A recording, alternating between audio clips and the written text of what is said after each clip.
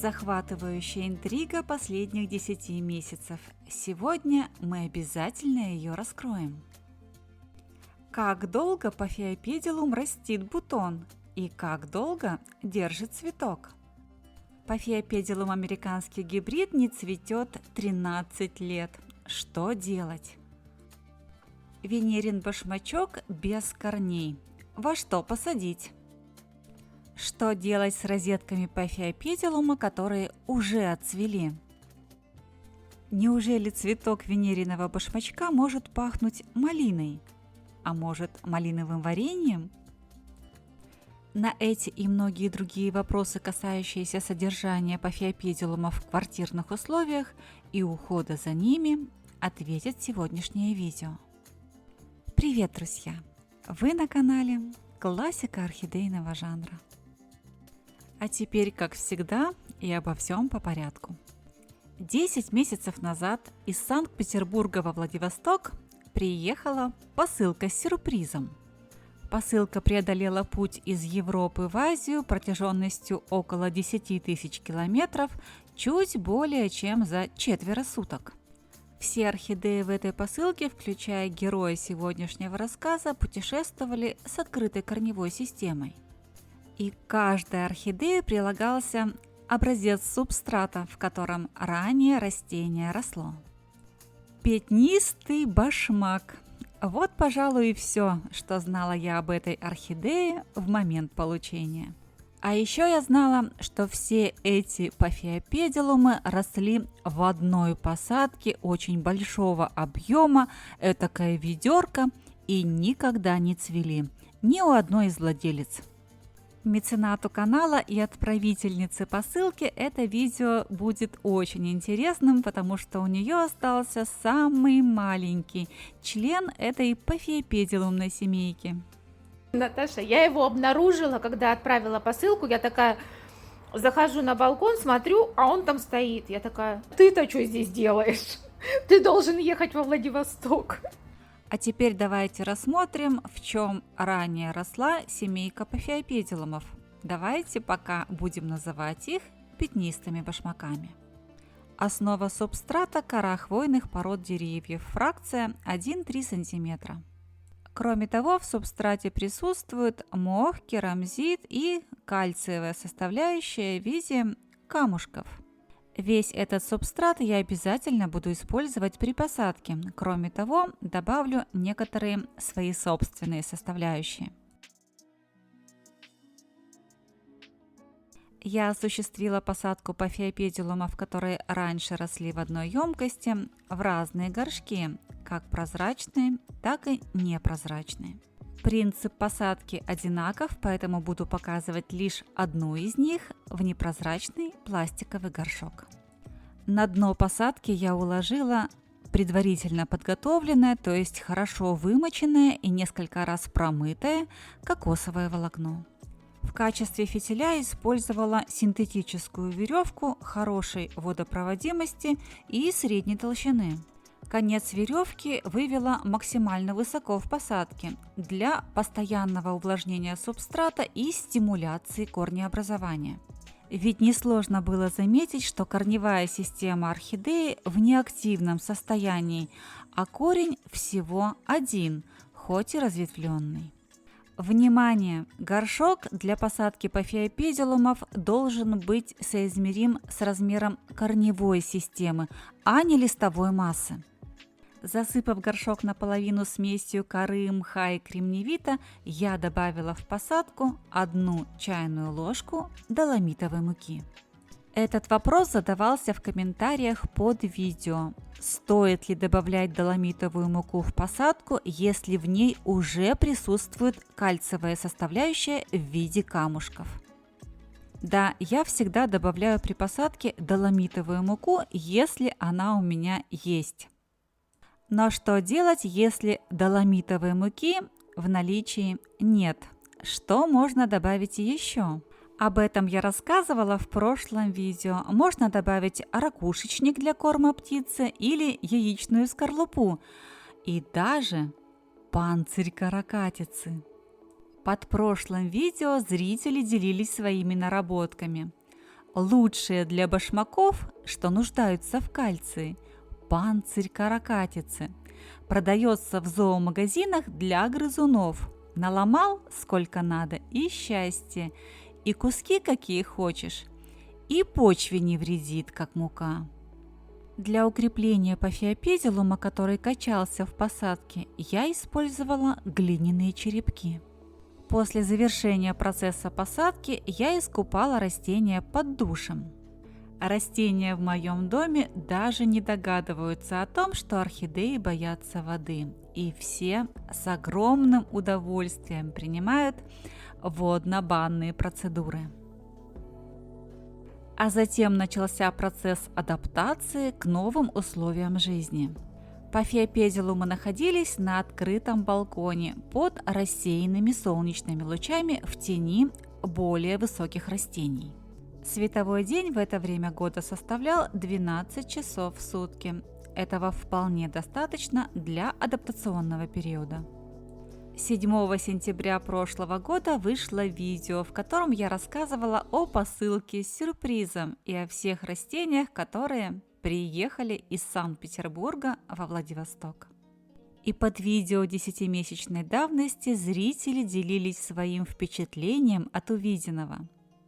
Читая теперь, спустя 10 месяцев, эти комментарии, меня поразил один из них. Автор комментария, Наталья, пишет: «Поздравляю, орхи шикарные, 5 копеек по башмачкам. По ботве очень напоминает делинати и куповиц. У меня есть они в коллекции, прямо сильно похожи. Если интересно, напишу об особенностях этих сортов». Пафы вам достались многострадальные, но очень красивые.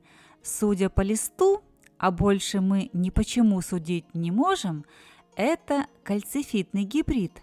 Лист тонкий, плотный, жесткий и немного шершавый на ощупь. А значит, в грунт стоит добавить толченую ракушку или доломитовую муку.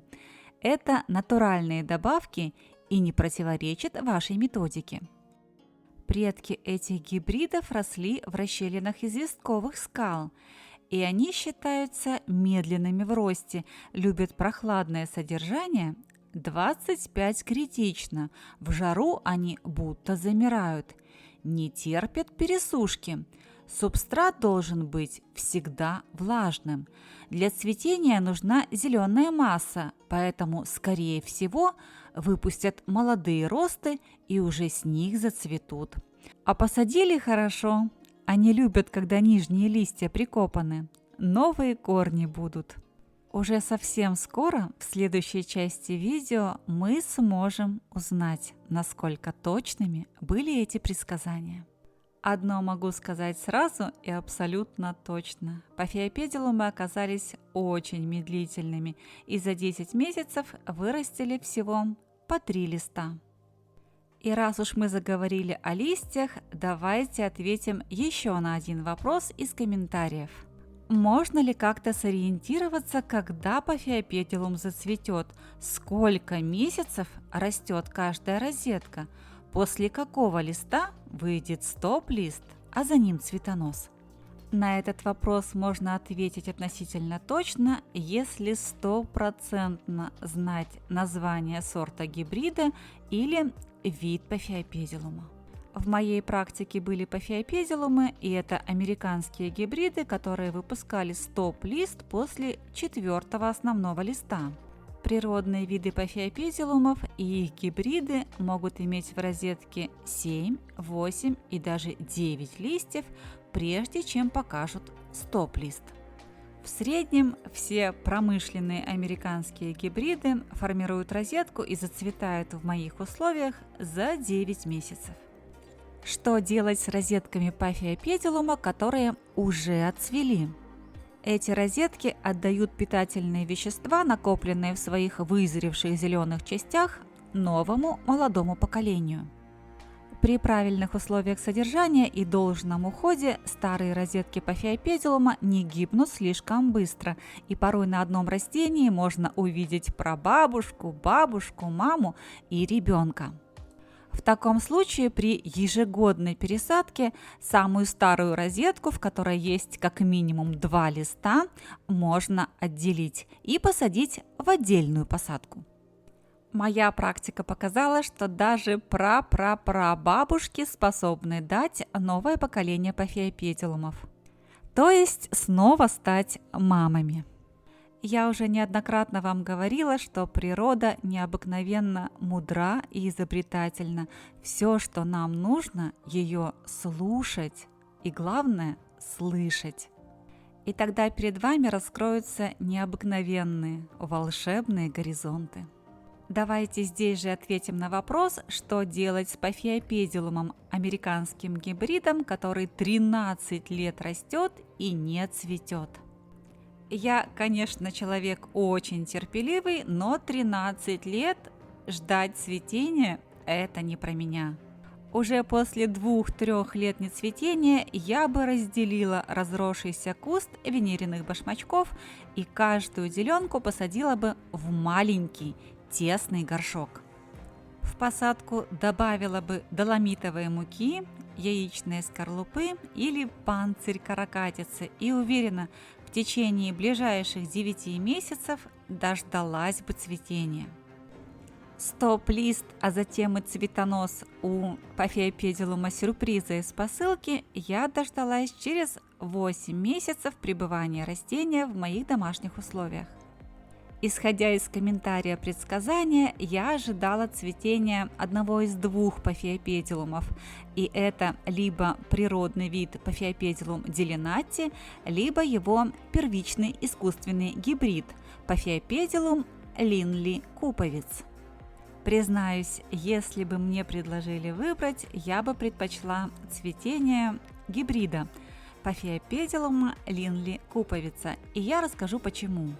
Как многие из вас знают, я не очень люблю мелкие цветы, особенно у пафиопедилумов. А у делинати цветок достаточно мелкий для пафиопедилума, его величина достигает всего лишь 8,5 см.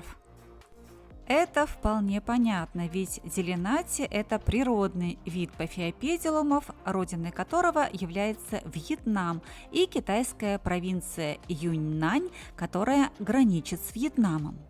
Бутон моего пафиопедилума сюрприза появился из стоп-листа 14 мая этого года и начал свое достаточно стремительное развитие. По мере роста цветоноса и бутона я поняла, что у меня наверняка не распустится пафиопедилум делинати, а расцветет один из его природных или искусственных гибридов. Ведь цветонос вырос достаточно длинным, его длина 30 см, а цветок еще в бутоне был уже около 8 см. С момента появления бутона и до момента распуска цветка прошло ровно 1,5 месяца. Цветок начал свой распуск 30 июня этого года. И в тот же день стало абсолютно понятно, что предсказание из комментария сбылось. И перед нами первичный гибрид 2 природных пафиопедилумов – пафиопедилум линли куповиц. Родителями этого первичного искусственного гибрида или грекса являются 2 природных пафиопедилума – делинати и малипоэнси или пафиопедилум малипо. Цветок раскрывался очень долго и истомил меня в ожидании. Но когда я почувствовала от цветка аромат, я готова была простить ему все, что угодно. Сама распознать аромат я не смогла, хоть этот аромат и очень знаком. Аромат из детства. Пафиопедилум пахнет чем-то нежным, мягким, немного сладким и необыкновенно уютным. «Он пахнет малиновым вареньем», — сказали мне. И тогда я поняла, это действительно так. Вы только представьте, просыпаешься утром, а вокруг тебя аромат на всю комнату. Пахнет свежесваренным малиновым вареньем. Этого красавчика за его нежность и мягкость мы прозвали зайчиком. Пусть будет малиновым зайчиком. Посмотрите, не только в аромате, но и в расцветке цветка присутствуют малиновые нотки. Еще в не до конца раскрывшемся состоянии я начала измерять размер цветка, и он оказался достаточно крупным, более 12 сантиметров. Если петалии раздвинуть полностью руками и измерить, то цветок около 14 сантиметров. Все это на фоне благоухания малиной необыкновенно умиляет. Ну а теперь буквально пару минут об условиях содержания данного гибрида и ему подобных. Напомню, родителями этого грекса являются два природных пафиопедилума, произрастающих во Вьетнаме и юго-западной провинции Китая, провинции Юньнань. Облачный юг – так называют эту провинцию китайцы. Большую часть провинции покрывают горные дождевые леса с тропическим климатом. А это значит, что наш грекс относится к венериным башмачкам умеренно теплого содержания. Таким пафиопедилумам вполне подойдет температурный режим, который удобен человеку. То есть дневные и летние температуры 25-27 градусов, а ночные температуры 20-24 градуса Цельсия.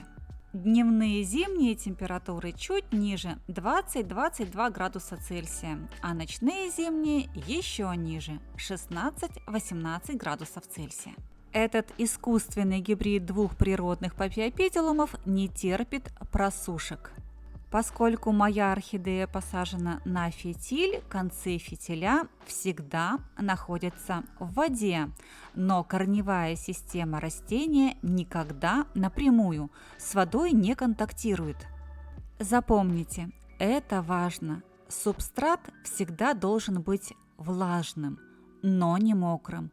Корни орхидеи никогда не должны находиться в воде. Это касается не только пафиопедилумов, но и любых других орхидей. Все мои пафиопедилумы содержатся вместе со всеми другими видами орхидей, поэтому световой день у всех примерно одинаков – 12-14 часов в сутки.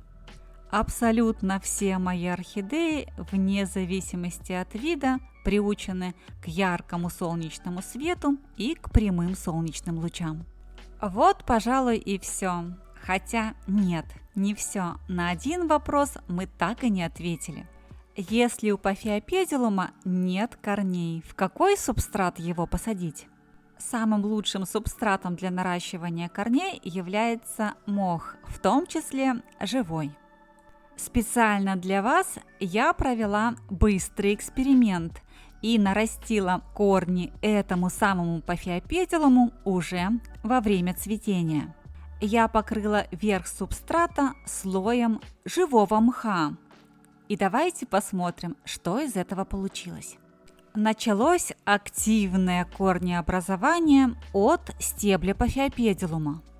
Сразу несколько корней пробили ствол и устремились под мох. А помните маленького Линли Куповица, который остался в Санкт-Петербурге? Давайте посмотрим, как Оксана наращивала ему корни в мху. Смотри, что у нас тут? Тут же был один единственный сухой корень без веломена даже, по-моему, какой-то там это был. Сейчас я тебе его покажу. Вот он. И у нас уже два корня. Я их только увидела вчера вечером. Так что будет жить. Ну вот, видишь, вот эти свеженькие листочки. Вот один, вот второй. Корней у него тут полным-полно. Таким образом, корни пафиопедилума прекрасным образом нарастают в 100% мох. Лучше живой.